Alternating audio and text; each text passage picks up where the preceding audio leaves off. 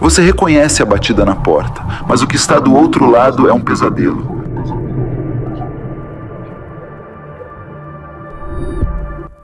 Saudações a todos, eu sou Bruno e gostaria de compartilhar uma história que remonta ao ano de 2010, quando residia no sul do país.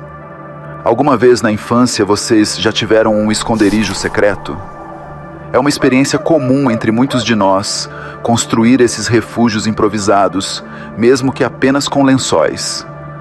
Foi quando meus pais começaram a me conceder permissão para explorar sozinho que eu descobri um lugar intrigante, aparentemente uma cabana abandonada, escondida no coração da floresta. Essa pequena aventura se desenrolou durante meu 5º ano no ensino fundamental. Eu tinha 2 amigos da minha turma, o Lucas e o João, e foi com eles que a gente descobriu e encontrou aquela cabana. Nossas brincadeiras costumavam levar a gente para explorar os cantos mais distantes da mata juntos. Quando abrimos a porta da cabana, nos deparamos com teias de aranha cobrindo cada canto, dando aquela sensação de ter entrado em uma caverna de videogame. Ficou claro que o lugar já tinha sido habitado antes, pois ainda tinham alguns restos de móveis, embora a maioria estivesse quebrada e inutilizável. Nossa descoberta nos deixou muito animados, como se tivéssemos achado um tesouro secreto só nosso. A partir daí, aquele lugar virou nossa base clandestina, e depois da escola a gente passava a maior parte do tempo livre lá. Para deixar o ambiente mais aconchegante, eu trouxe uma cadeira velha de casa, e a gente se revezava para levar revistas em quadrinhos e petiscos. Cada momento que a gente compartilhava naquele refúgio era uma aventura em si. Decidimos por unanimidade manter aquela descoberta em segredo, concordando que nenhum colega da escola ou outro intruso poderia entrar no nosso santuário. Juntos, a gente conseguiu um cadeado e uma trava emprestados dos nossos pais e instalamos na porta, para garantir que ficasse sempre trancada quando saíssemos. Além disso, colocamos uma trava interna também, para evitar qualquer intruso enquanto a gente estava lá dentro. Na escola, a gente estabeleceu um sistema de revezamento para determinar quem seria o primeiro a chegar na cabana a cada dia. E essa pessoa ficava responsável pelas chaves naquele dia. Quem chegasse depois tinha que dar um sinal secreto para entrar. 2 batidas, uma pausa, mais uma batida, outra pausa e depois 3 batidas. Uma sequência simples que eu lembro até hoje. Certo dia, eu e o Lucas estavam indo para a cabana, esperando o João chegar depois. Mas o João acabou ficando retido por uma atividade na escola. Depois de um tempo, a gente ouviu umas batidas na porta. Achamos que devia ser o João finalmente chegando, então eu me apressei para destravar a porta e deixar ele entrar. Mas o Lucas segurou meu braço e sussurrou: "Essa não é a batida certa." Do outro lado, uma voz que parecia ser a do João falou: "Ei, gente, sou eu. Abram a porta." E depois ouvimos 3 batidas rápidas. Aquilo ficou bem estranho, porque o João era quem tinha criado aquela sequência de batidas, e agora ele não estava usando direito. Mesmo assim, eu insisti pro Lucas que devia ser o João lá fora, e que ele só tinha esquecido a sequência. O Lucas me lembrou do nosso compromisso de nunca abrir a porta sem ouvir a batida certa. Aquela promessa era sagrada pra gente, a gente levava aquilo muito a sério. Mesmo com as batidas que vieram depois, que não eram a sequência secreta, a gente ficou em silêncio, firme na nossa decisão. A voz do outro lado, que parecia ser a do João, começou a ficar frustrada. "Abram a porta!" Ele ordenou de um jeito enfático. Mas a gente continuou em silêncio. "Por que vocês não estão abrindo?" Ele repetia sem parar. Senti uma vontade forte de ir lá e abrir a porta, mas algo dentro de mim insistia para que eu ficasse longe até ouvir a batida certa. Tinha algo de errado naquela situação. Depois de uma última batida, a voz do outro lado começou a se distorcer, perdendo a semelhança com a do João e ficando rouca, estranha e diferente do jeito que ele normalmente fala. A gente trocou um olhar de súplica um para o outro. Aquilo não era algo que a gente, crianças, devia ter que enfrentar. De repente, as batidas pararam e ficou um silêncio tenso. Minha ansiedade foi diminuindo aos poucos. Decidimos esperar pelo menos 20 minutos antes de arriscar destrancar a porta e dar uma espiadinha lá fora. Para nossa surpresa, não tinha ninguém ali. Saindo da cabana, fomos direto para a casa do João.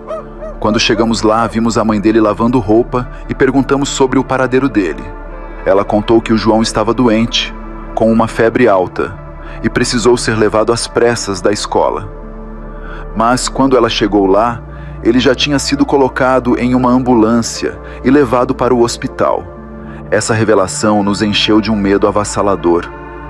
Por um lado, ficamos obviamente preocupados com o nosso amigo, mas por outro, concluímos que não podia ter sido ele na cabana depois que saímos da casa dele.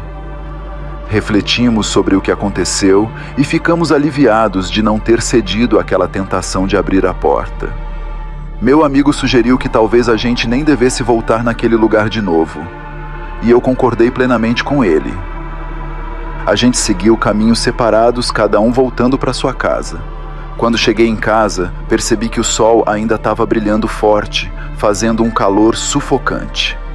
Minha mãe ainda não tinha voltado do trabalho. Fui direto na geladeira e peguei uma latinha gelada de Coca-Cola. Me sentindo cansado, deixei-me cair no sofá por um instante, fechando os olhos para descansar um pouco. Acho que fiquei com os olhos fechados por não mais que 10 segundos, quando fui surpreendido por um barulho vindo da porta. O dia tinha se transformado rapidamente em noite e o portão da frente ainda estava fechado. Me levantei, já me preparando para ir até a porta, mas parei no meio do caminho por uma sensação de familiaridade. Reconheci aquela sequência de batidas. 2, uma pausa, outra batida, mais uma pausa e, por fim, 3 batidas. Aquela era a nossa batida secreta. Uma dor latejante começou a martelar na minha cabeça, e as batidas ecoaram de novo na porta. Aquilo não podia ser mera coincidência. Com cuidado, fui até o vidro fosco da porta e olhei para fora. Seja lá o que tiver do outro lado, era muito maior do que meus amigos. Uma sombra escura e imponente ficava parada ali. Senti como se aquilo que tentava entrar na nossa cabana tivesse me seguido até em casa. As batidas na porta estavam ficando cada vez mais intensas. Sem saber exatamente o que fazer, decidi ligar para o Lucas, meu parceiro naquela experiência da cabana. Depois de alguns toques, ele atendeu o telefone, mas eu nem dei chance dele falar. Lucas, você não vai acreditar no que acabou de acontecer comigo. Eu comecei a dizer, mas fui interrompido por um silêncio do outro lado da linha. Ele não me respondeu. No lugar disso, outra voz, diferente da voz do Lucas, falou pelo telefone e disse com urgência: Abre a porta. Isso é tudo o que me lembro. Acordei deitado no sofá, fiquei me perguntando se aquilo tinha sido só um sonho, mas aí vi o telefone caído no chão. Era um telefone com fio. Rapidamente coloquei ele de volta no lugar e me afastei. No dia seguinte, na escola, meu amigo Lucas contou que também tinha escutado sons parecidos com os que a gente ouviu na cabana, na casa dele. Isso me fez ficar me perguntando se alguma entidade ou fenômeno da floresta tinha acabado nos seguindo. É bem possível que tenha acontecido alguma coisa importante naquele lugar, mesmo que minhas certezas ainda sejam meio confusas. Se alguém já passou por uma situação parecida, eu ficaria interessado em conhecer as experiências dessa pessoa. Existe a possibilidade de que alguém com mais conhecimento no assunto possa oferecer esclarecimentos sobre o que aconteceu com a gente naquele dia.